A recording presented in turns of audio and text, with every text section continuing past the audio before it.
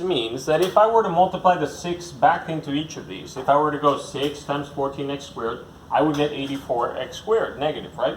If I got 6 times 7y, I would get 42y. Okay, so it looks like I did everything correctly. I don't want to check anymore because I'm relatively sure that we did it correctly. So that's how you factor. You grab a number and you divide everything by that number and you see if it works out nicely. If you pick wrong, just try another number, and if there's nothing, then you say that it's unfactorable. Now, how about here? Jose Eduardo, will you read these instructions for me?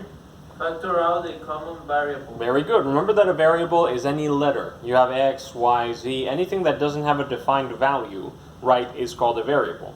So, can you see something? Let's read this one first. X cubed hbz squared minus b squared h cubed z to the fourth x squared plus a x to the seventh b plus z x to the fourth. Can you see anything in this expression, any letter, any variable, that each one of these elements has? Can you see a letter that each one of these, okay, what letter is it? X. X, right? So let's go ahead and take out x. Now the question here is, though, how many x's can we take out? So x, how many x's?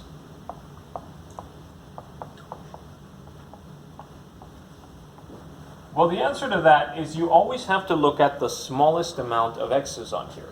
Because it's just like if somebody has $100 in their bank account and you're asking them for $200 to give you, they can't because they only have $100 in their bank account. So here, I need you guys to look for the smallest x.